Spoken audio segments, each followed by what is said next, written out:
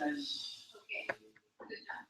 Wait, so what's my I think the whole session is still recognized, which is basically everybody except, okay? Money. Everyday money. Yeah. Oh, actually, yes. Let me do my house. I did.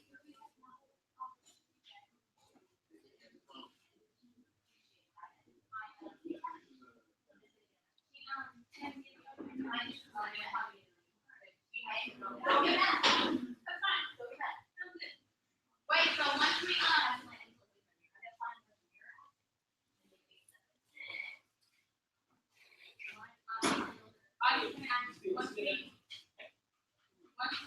correctly what if it's you from the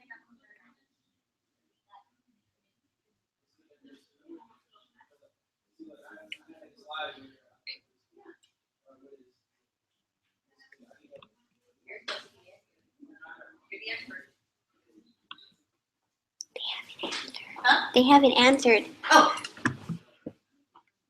Because it's not till 2. Oh, okay. We're on broadcast? Mhm. Okay. All right. So this is Aide Marquez. This is her field research interview for the Citizens Police Review Board. We are simply waiting for Mr. Anthony Fennell and Mr. Patrick Caceres, who will be the folks she is interviewing.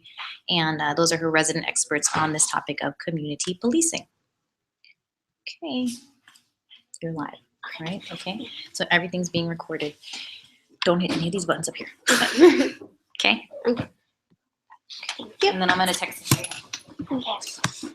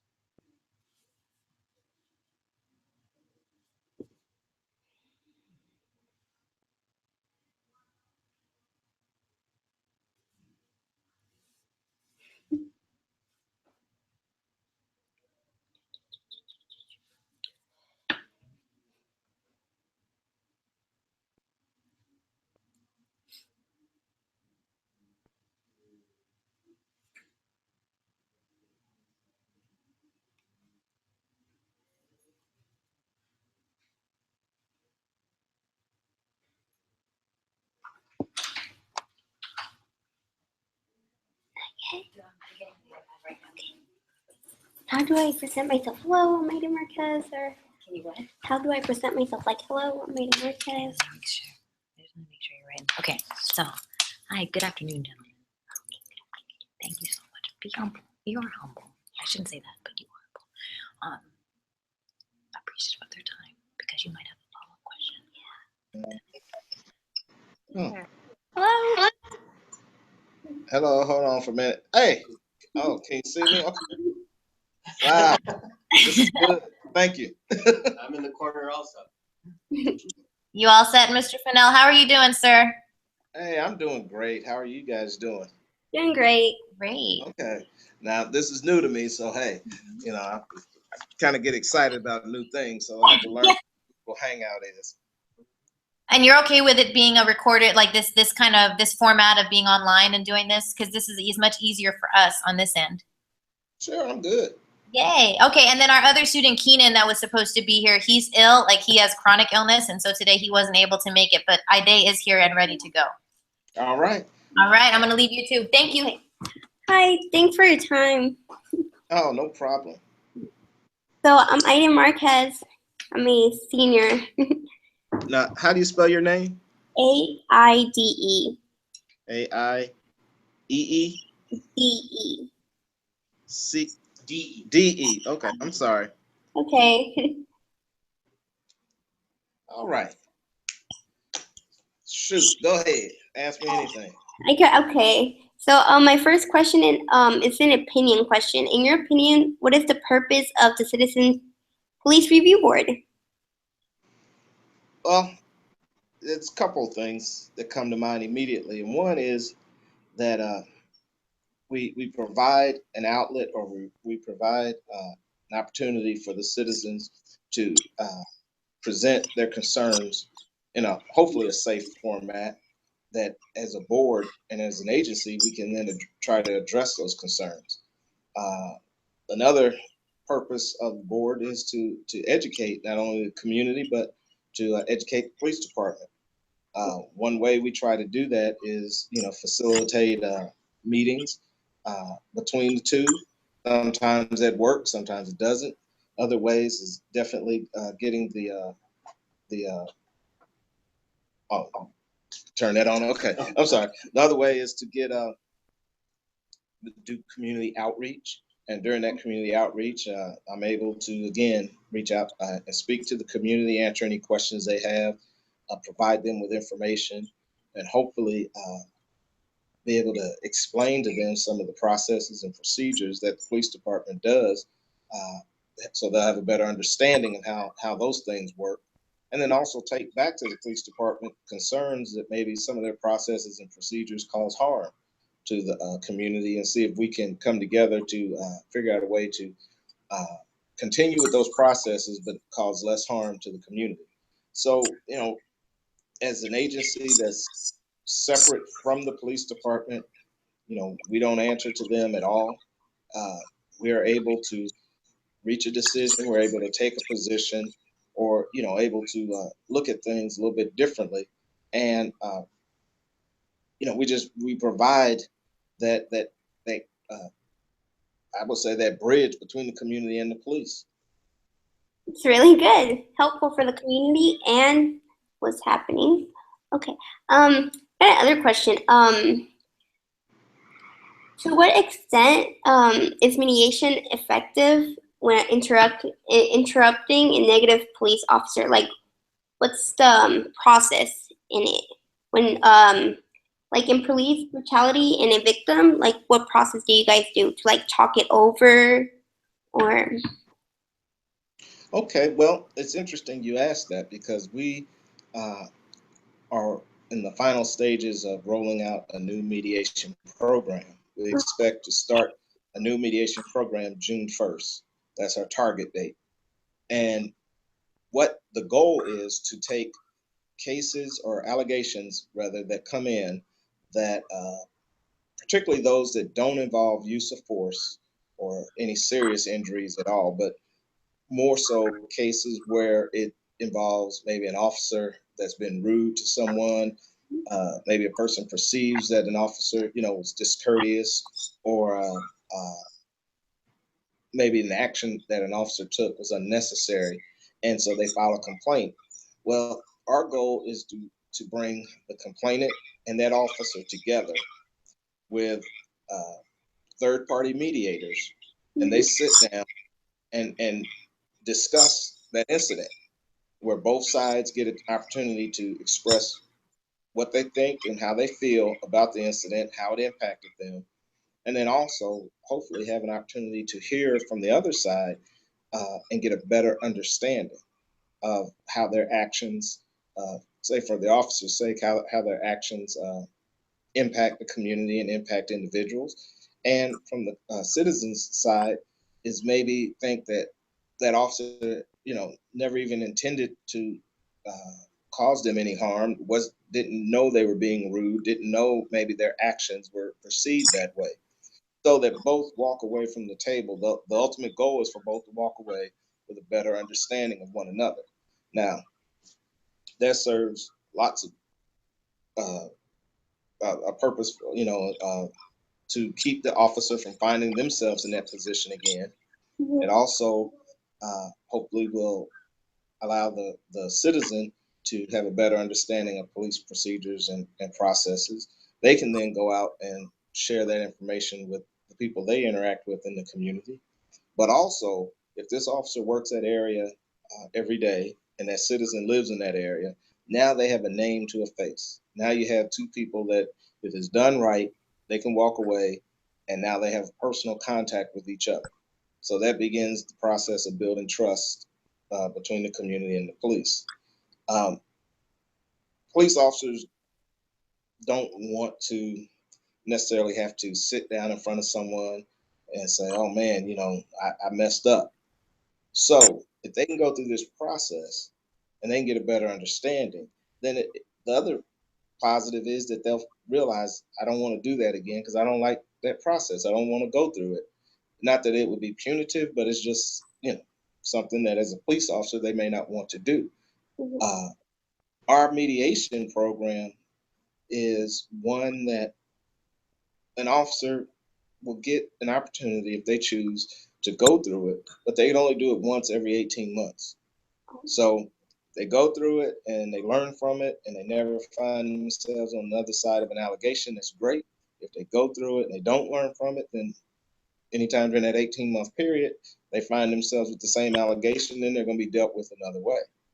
So it is an opportunity to, uh, you know, kind of correct that behavior and help hopefully build some understanding between the officer and the community. So, mediation is the first consequence they're gonna get, or if like for being rude or pushing a.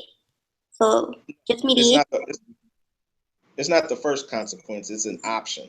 The way it would work is, let's just say we get a rudeness complaint, and we check, see that the officer hasn't had any previous allegations like this in the last 18 months. Then we'll contact the officer and ask that officer if he or she is willing to go through mediation. And if they say yes, then we'll contact the complainant, and the complainant has to also agree. Now, the reason we do it in that order is because that officer may say, no, I don't want to go through it. So I don't want to contact the complainant only to have to go back and tell the complainant, well, we can't do it because the officer doesn't agree to it. If the officer doesn't agree, we'll do our normal investigation like we always do.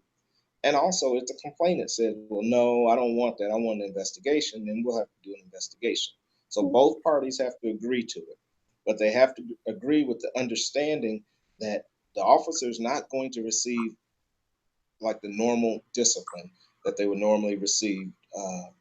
The complainant has to understand that the complaint and the allegation will be resolved by the two of them sitting down together with a mediator and working through it. We have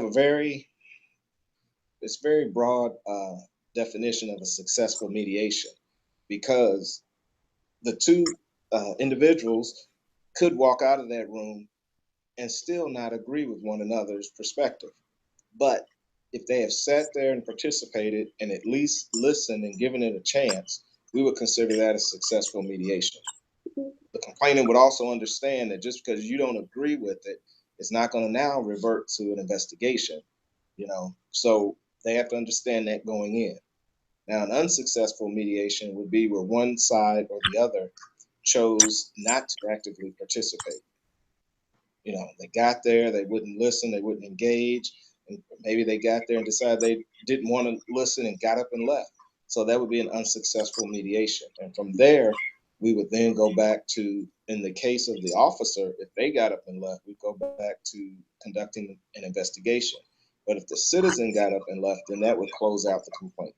Oh, So so they both have to agree to participate and at least hear each other out, and that begins the dialogue between the two. okay. Um,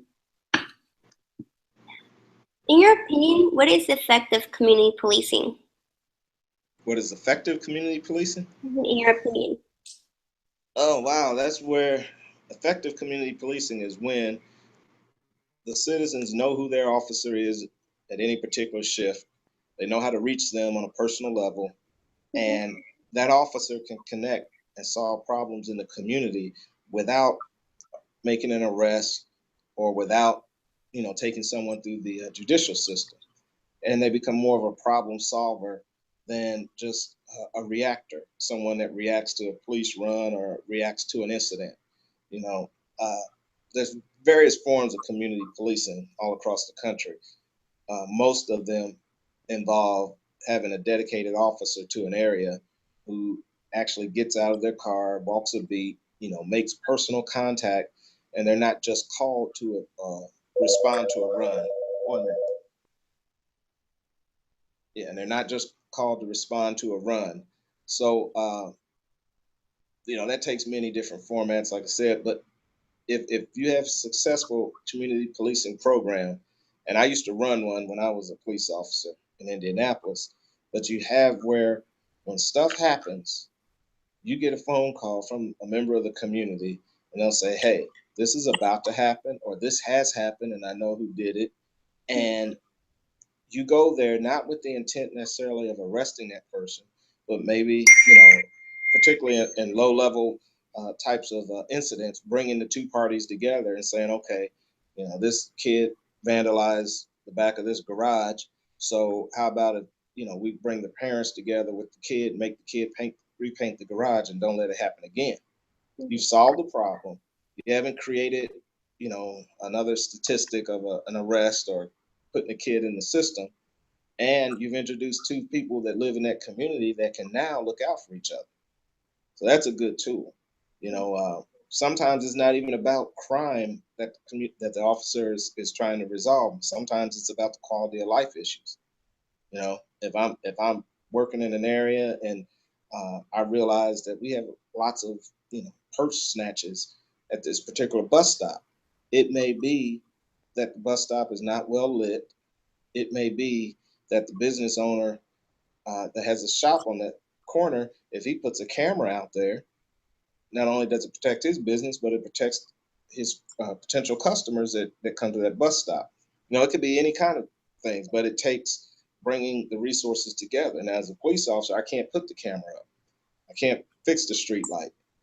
I can't maybe change the bus stop with the bus company, but I can bring all the people together that can make that happen. Okay. So you know how the cameras they use on police officers, what's the consequences they face if they turn it off? Well, they can receive discipline up to a suspension if they turn it off or fail to turn it on. By now, all of the Oakland police officers know that their cameras are that they're required to turn their cameras on. They know this, so failure to do that, does carry stiff penalties. Before it was just counseling and training, and now they're looking at reprimands, they're looking at suspensions. And the department is pretty serious about that because they haven't spent all the money, getting these cameras and training these officers for them not to use them. How long are the suspensions? I think first offense is a day, but it can go all the way up to 10 or 20 days, depending on if they repeatedly do it. Okay. That's a lot of money. Yeah, it is. Given the so I looked at the citizens review complaint. Hold on for a second. I need to.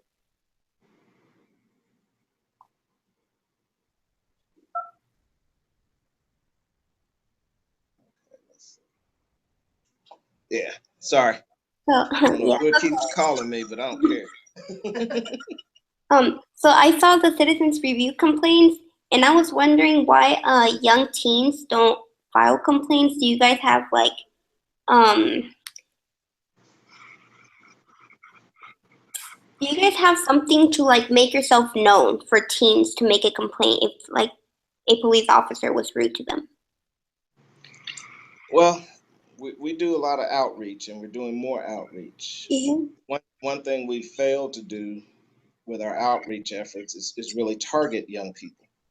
So I just met with our outreach committee last week, and the topic of discussion was how to reach the young people, and particularly between the ages of 11 and 28.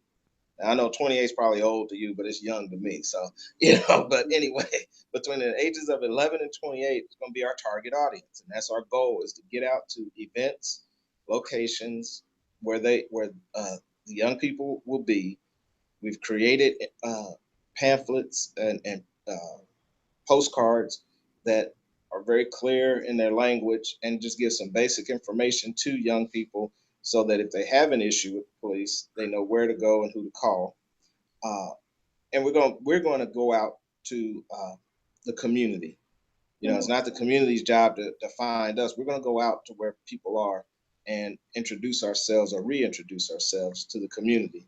Um, on our board, we have two positions that are specifically set up for young people between the ages of 18 and 24.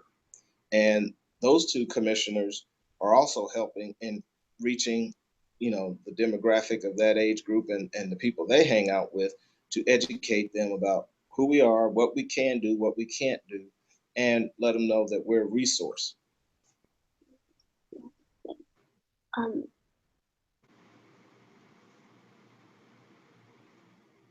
um, so given all your experience in this work, what ways are ways to shift negative perceptions held by the youth by police officers? Like, why do you think youth hate police? Well, because they don't like that police mentality and that police culture. Mhm. I mean, it's not just youth. I don't like it. No one likes it. No one wants to be policed, and it's turned into that. Do we need police? Of course we do. Do we want police? Yeah, we really do. Even when we say we hate them, we want them to be there to protect us. But right now, people don't feel like the police are protecting them. So if you don't feel like you're being protected, then you're not going to like that. Uh, it's a culture that is a police culture is a very difficult culture, and a lot of officers get caught up in it and forget that their first job is to protect and serve, and that they're taking an oath to serve the community that they work in. You know, Ideally, an officer should live within their community. And Uh-huh.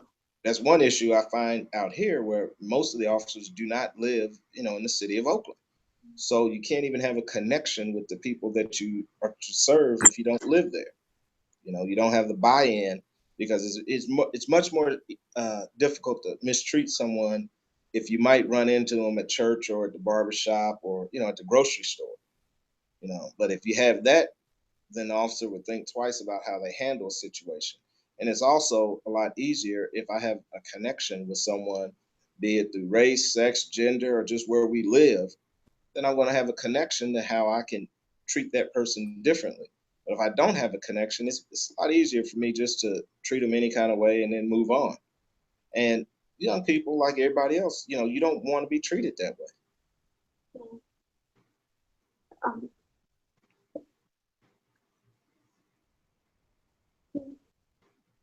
do you think what's your opinion like in trust? How would we gain the community trust again with police officers and the community?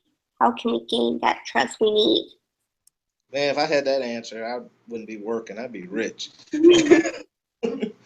But I think the first step is for everybody, you got to start communicating.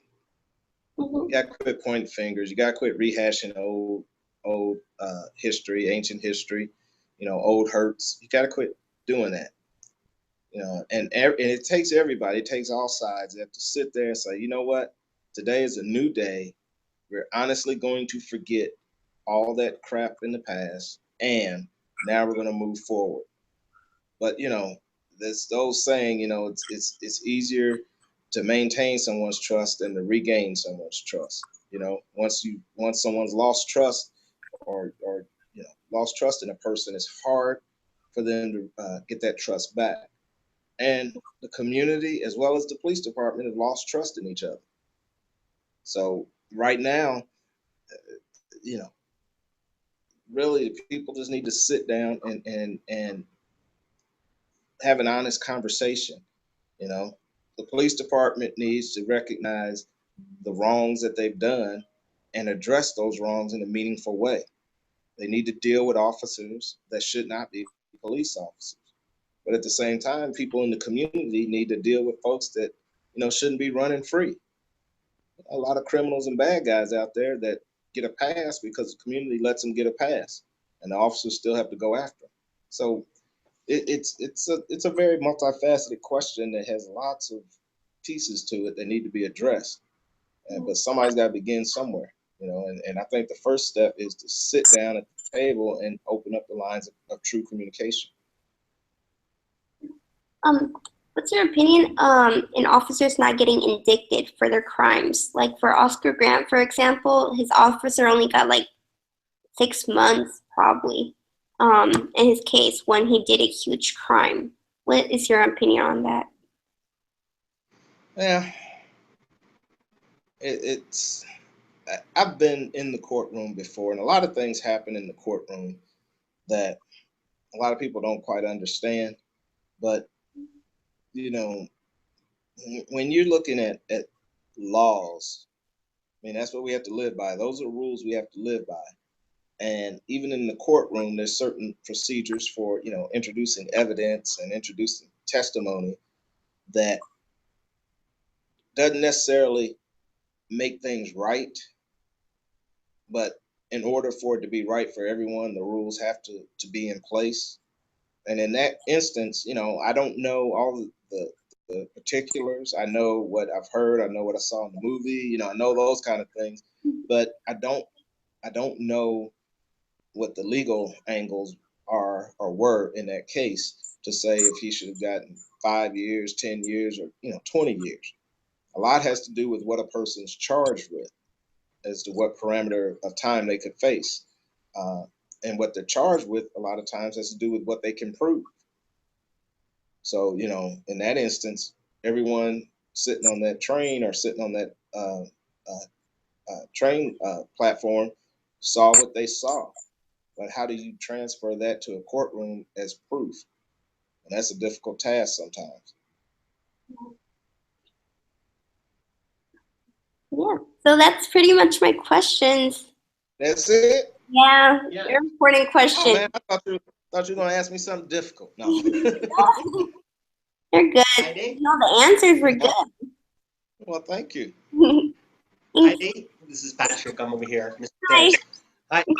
One of the things that we talked about when we were in the larger group, Anthony, of about almost 10 students. Mm-hmm. And Heidi was one of the students in that group. And one of the big takeaways that I got from that was that none of the students, except for one, actually had met a police officer or knew a police officer, but also never had interacted with a police officer other than for a stop or for a negative situation. And I thought that was really telling. And so, Ida, you met a police officer at the NCPC meeting a few weeks ago. Do you remember his name? I forget what was his name? Paul Dean? Paul Dean. Yeah, I emailed him. And then yeah, his email is Deep Poland. DePaulin. Something with Poland. Yeah. His last name is Paulin. Yeah, I've worked with him before. I've met him before. Yeah. And I'm not sure if Miss P explained or shared some background of Anthony. Anthony is a retired police officer too, as well. He was a sergeant in the Indiana too, as well. So you've now met two police officers in circumstances other than a negative stop or circumstance. It's a reaction to something. So, you know, I applaud your effort to reach out and to learn more about law enforcement and community policing, and to have a broader perspective than most youth. That is, and is Anthony, one of the star students I know in my wife's class, Miss P's class. She has a really bright future, and this work that she's doing and this research on her paper is really an example of her concern and her interest. So it's great to put you guys in touch with each other and to be able to share that information. And it was great that you brought up that question about outreach to youth. Yeah. You know, you are a bridge now with the information that you have, and so your senior capstone presentation will be very important to your fellow students as they learn about CPRB and about effective community policing. So, so thank you for participating and continuing with your research. Thank you guys for having time for my questions. Oh no, and I wanted to also say, get my email Oh, and send me. I'd like to see your final report if you don't mind. yeah. I would love to read that. Yeah. And send me an email and I'll send you some more information. Okay, because I can send you some information that we have created that we are distributing and get your take on it. Okay. Yeah, that would be useful. Thanks. Okay. Okay. I look forward to it. So send that email first, and then I'll get that to you. And then when you finish that paper, go ahead and shoot it to me. I won't grade it. I just want it for my enjoyment. Okay. Thank you. All right. Uh-oh. You there? Yeah. Oh, there you are. Okay. I'm I kind here. of lost you. Yeah, thanks. All right. Well, take care. Have a You good too. day. All right. Bye.